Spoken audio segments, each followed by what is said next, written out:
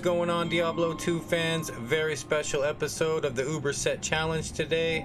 Today we're going to be doing Tal Rasha's wrappings.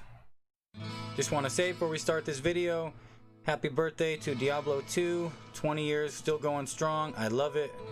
We are giving away a free Enigma in celebration of our new channel that we started here. I just want to say if your name is not on this list and you're subscribed to me, it's because you do not have the option for me to see that you were subscribed to me, a privacy settings. So I want to switch that off if you want to get in these kind of giveaways. Let's see who wins. The free Enigma is going to Jesse Lux. Congratulations. I'll go ahead and send you a message. We'll get that sent over to you. Just want to say thank you guys for all the support. There is a ton of lore for this set.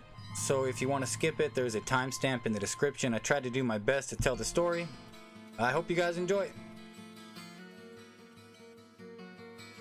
To briefly recap the Sin War, the renegade angel Inarius and demoness Lilith used the power of the World Stone to create a realm to hide from the eternal conflict. And they and their followers eventually produced offspring who were equally demonic as they were angelic. Terrified by this potential power of these beings, Inarius used the World Stone to limit the power of the Nephilim and essentially create frail, mortal humans out of these potentially godlike beings. Eventually, heaven and hell found sanctuary, and Inarius was punished for his crimes. The Anguirus Council voted to spare humanity and negotiate with the demons to declare sanctuary off limits to both sides during the eternal conflict. When the prime evils orchestrated the war in hell that led to their defeat and exile to sanctuary, Tyrael recognized that this was merely a gambit, a mean for these three astonishingly powerful and corrupt beings to walk the face of sanctuary and work their will on the unopposed. Humanity still contained the potential for power on a scale that dwarfed either of their parent races, even if it was held in check by the might of the World Stone. If the prime evils were free to corrupt souls in sanctuary without reprisal, the eternal conflict may end up tipping towards hell, and that could not be allowed. And thus the Horadrim were born. A group of Sanctuary's most powerful mages were formed at the hands of the Archangel Tyrael and given the task to hunt the three prime evils that had been banished to Sanctuary. The group consisted of 10 powerful Horadric mages, and being one of the most powerful mages in the world, Tal Rasha was named the leader of the Horadrim. Of the three brothers, Baal was the second prime evil to be found in Sanctuary, and took refuge in the city of Lut Golin for 3 days. During this time, the Horadrim planned an attack on Baal, and once Baal left the city, he was confronted by the mages. During this fight, one of Baal's attacks shattered the sacred soul stone that was supposed to imprison him. Tal Rasha, however, subdued the raging demon lord and gathered the largest of the soul stone's shards, trapping Baal's destructive essence within. While accounts differ as to whether it was Tal Rasha or Zoltan Kulle who made the suggestion, the idea was put forward that a human body might be able to contain the demon's essence by fusing a shard of the soul stone and kept it to their body. Unfortunately, the host would be left to wrestle with the demon for all of eternity. Without hesitation, Tal Rasha stepped forward to volunteer. It was at this point that Tyrael appeared, leading the Horadrim to an old burial chamber. Binding stones with runes of containment were built, and Tal Rasha ordered his brethren to chain him to it. As the mages looked on in sorrow, Tyrael jammed the soulstone shard into Tal Rasha's heart, sealing his fate forever. The powerful Horadrim was sealed in the chamber and departed from the rest of Sanctuary to fight with Baal for what was to be eternity. As we all know, the tomb of Tal Rasha was eventually found by Diablo, who under the guise of the Dark Wanderer sought to free Baal.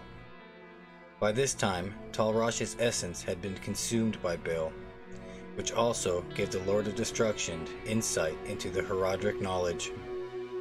As the Wanderer, Diablo entered the tomb, but was confronted by Tyrael. As the two battled, Baal called out to the Wanderer's companion, Marius, begging him to release him. Marius was compelled to do so and plucked the soul stone from Tal Rasha's chest. This freed Baal, who now had control of Tal Rasha's body.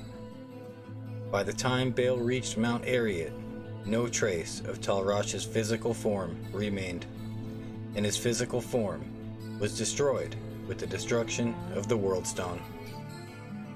Tal Rasha was a brave Herodric mage and sacrificed his own life to try and save mankind. He leaves behind 12 items found in the Diablo universe, 5 of them to be found in Diablo 2. Let's check them out. Alright, first item's going to be the Tal Rasha Lidless Eye. This does give 1 to 2 to each mastery. It has some really good bonuses with the negative enemy lightning and fire resistance. Good weapon overall. Next up is going to be Tal Rasha Herodric Crest. This does give a good life bonus, some resistance, and then the life stolen per hit is really good for a mercenary. Next up is going to be the Tal Rasha's Guardianship, the armor. Now this does have some good fire, lightning, and cold resistance, and the 88% magic find is awesome. This whole set is really good for an MF source. And then finally we have the Tal Rasha's Belt. This also has some magic find bonus, a little bit of mana, and it does get 10% faster cast rate. And then the amulet also gets the 10% faster cast rate bonus with some life and some mana, 2 to source skills, some lightning resistance. Not a bad amulet to find. Pretty much the only amulet you hope for when that set amulet drops. Let's go ahead and get this run going, open up this portal. Now the set bonus for the complete set is really nice. Plus 3 to Sorceress skills, replenish life plus 10, 65% better chance to find a magic item, 25 faster hit recovery, 150 to life, 50 to all resistance. Those are really nice numbers. This set is very, very popular with the magic find Sorceress. Go ahead and get faded here real quick. Some other things to discuss regarding the faster cast rate on the set. Now you cannot get the 200 faster cast rate builds obviously with this set. It does take up too many slots. We decided to do something a little different and we went with a Phoenix Monarch instead of, for say, a Spirit to hit that faster breakpoint. We did that for a couple reasons. One, because the Phoenix has a minus 28 enemy fire resistance. That's really good for when we're fighting against Mephisto. And also, I just really like Phoenix. The absorb on it is nice. It's probably one of my favorite shields in the game. It seems more like a melee shield for sure, but it works really well in this environment here with the Tal Rasha Sorceress. Let's go ahead and check that out right here. Go ahead and pull Baal out of here, or excuse me, Mephisto. Hit him with the bone prison. Try to hope our Merc can stay alive for even 5 seconds. That conviction that Mephisto has is very nasty.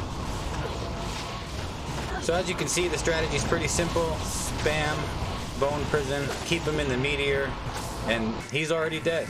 That was really fast. We did hit him with the lower resist. We have lower resist on a charge on a wand. We do have to respec our skills. It is obviously not going to happen with fire for Diablo or Baal. Go ahead and respec over here to lightning. While we're doing that, let's talk about the skills that we used for fire. We maxed Meteor, Firebolt, Fireball, Fire Mastery, 1 point in Teleport, 1 point in Warmth, and then we put the rest in Inferno. That does put us at 29 to 30,000 meteor damage. So that is really high. And then for lightning, you can just see I maxed charge bolt, lightning, chain lightning, lightning mastery, and the rest in static field. Go ahead and get our gear back on here. Try to keep that fade going for the whole fight. We're gonna go ahead and pull Baal. Now, something real interesting with this set is that if you can stack conviction with lower resist, we did put lightning facets in all of our gear, and that does bring their resistance, because they are at 75 lightning resistance, that does bring their resistance all the way down to -77. So he dies really fast. That was a very fast kill for Baal. And that's because with all of his resistances that low, we're actually doing 45k per lightning. That is really, really high. I mean, just with the static field, this build is really, really powerful. I actually believe that if you were to get a group of 8 sorceresses together, you could probably do the world's fastest Uber run for sure. He's already dead. Let's check the gear out real quick. The other gear we used was the Phoenix Monarch, the Marowak. We did use 2 Stones of Jordan against Mephisto, and then switch those up for the faster cast rates for Baal. And then of course, Mage Fist. We switched that up because we do hit the higher breakpoint with the light. We are at 90 faster cast rate, and with fire we are at 70. We also did hit 98 faster hit recovery. Those are the skills. Our Merc, of course, is using Infinity. Overall, it's a really fast run. Tal Rashas can easily do Uber Tristram if you respec your skills. It's very tricky to get a sorceress to beat this without respecing. I have done it before, but it was a Zealer. Alright, well, I will see you guys on the next video, and I hope you have a great day.